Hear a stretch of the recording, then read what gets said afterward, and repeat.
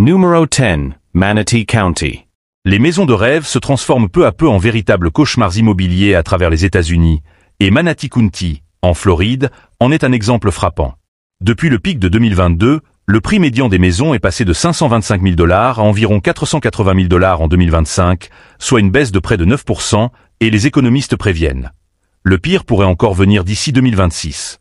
Le nombre de biens à vendre a explosé de plus de 65% en un an, saturant le marché. Là où il suffisait de quelques jours pour conclure une vente en pleine effervescence, il faut désormais plus de 70 jours en moyenne pour trouver preneur, et près de 4 annonces sur 10 doivent baisser leur prix. Pour les propriétaires, la pression financière devient insoutenable.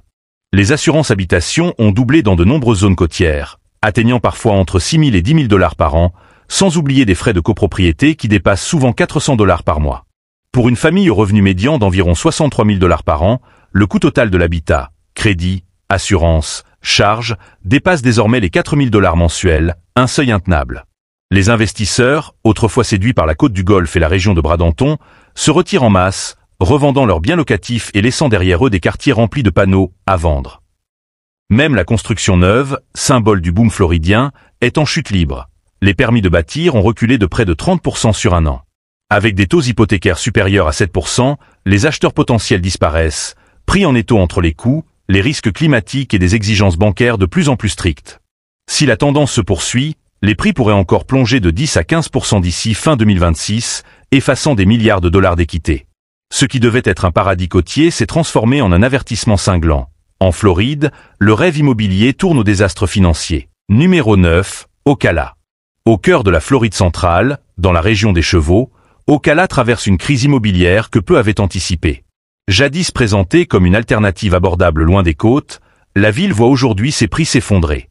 Le prix médian des maisons est tombé de 315 000 $ à 285 000 $, soit une chute d'environ 10% depuis 2022. L'inventaire atteint son plus haut niveau depuis plus de 10 ans.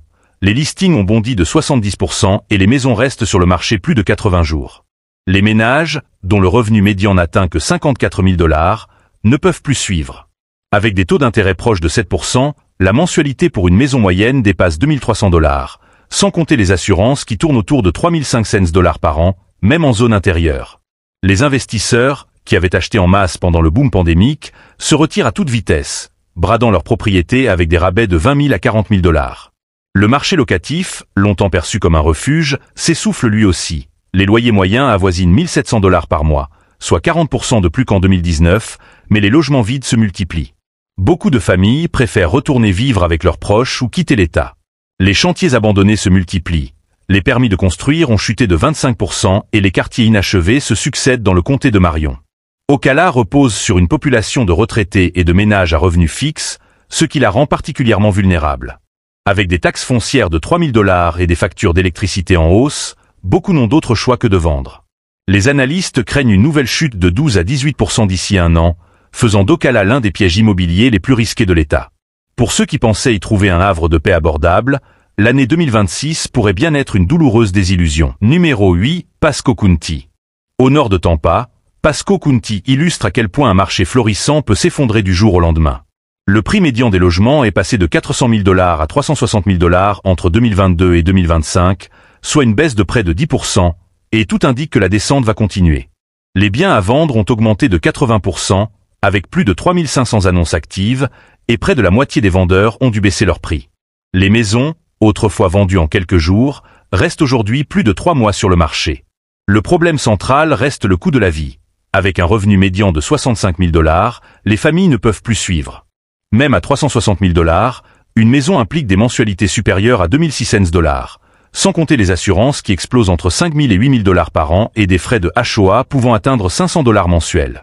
De plus en plus de ménages étranglés par leurs dépenses se résignent à vendre pour échapper à la faillite. Le comté, qui avait attiré plus de 120 000 nouveaux habitants en 10 ans, voit désormais le mouvement s'inverser. Les départs se multiplient vers des États plus abordables comme la Caroline du Sud, la Géorgie ou le Tennessee.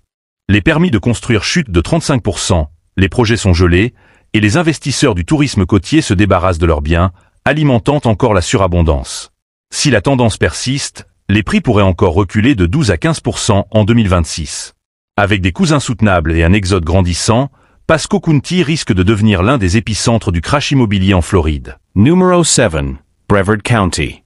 Sur la côte est, Brevard County, autrefois prisé pour sa proximité avec le Kennedy Space Center, connaît une descente inquiétante. Les prix des maisons ont glissé de 450 000 $ à environ 405 000 $, et plus de 35% des annonces affichent une réduction. Les acheteurs se font rares, les ventes plongent, et les assurances dépassent parfois 8 000 $ par an. Les investisseurs qui espéraient des rendements rapides quittent le marché, laissant derrière eux des quartiers entiers en pause. Les experts anticipent une correction d'au moins 10 à 15% supplémentaires si les taux restent élevés. Numero 6, Charlotte County. Dans le sud-ouest de la Floride, Charlotte County paie le prix fort du boom post-Covid.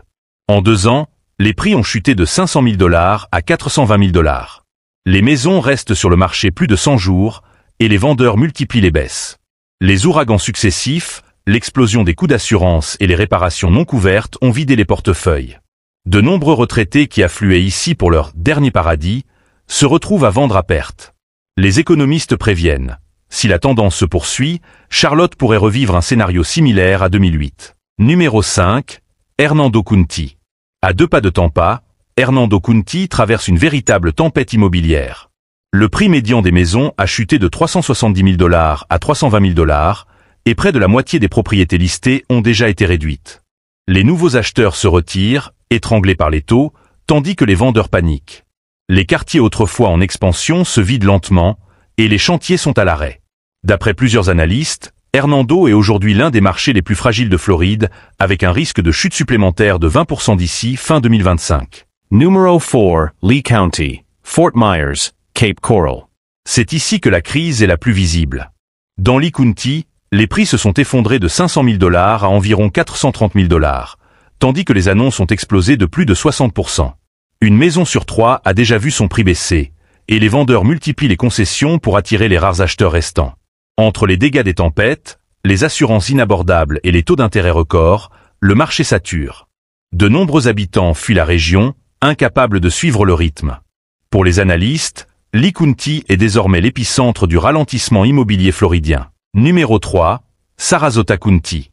Longtemps synonyme de prestige et de luxe côtier, Sarasota County traverse à son tour une zone de turbulence. Le prix médian des maisons a reculé de 575 000 $ à 505 000 $, et près de 40% des annonces subissent une baisse.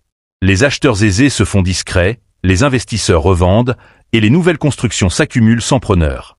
Les quartiers modernes de Lakewood Ranch ou Venice commencent à se vider, laissant entrevoir une correction plus profonde. Les experts redoutent un recul d'au moins 15% supplémentaire d'ici l'an prochain si le marché national continue de fléchir. Numéro 2, Polk County. Situé entre Tampa et Orlando, Polk County était l'un des marchés les plus dynamiques de Floride. Aujourd'hui, il s'essouffle. Les prix ont glissé de 360 000 $ à 320 000 $. Les stocks de maisons à vendre ont doublé et les délais de vente s'allongent. Les acheteurs, étranglés par les coûts, abandonnent leurs projets. Les promoteurs, eux, bradent pour liquider leur lot. Résultat, un excès d'offres, une demande en chute et un marché en perte de confiance. Beaucoup d'agences locales parlent déjà d'un mini-crash en cours. Numéro 1, Hillsborough County, Tampa. Au sommet du classement, Hillsborough County concentre toutes les tensions du marché. Les prix ont plongé de 470 000 $ à 420 000 $. Les stocks ont bondi de 75% et les ventes se sont effondrées. Même les maisons rénovées se vendent difficilement. Les acheteurs hésitent, les investisseurs partent et les vendeurs baissent les bras.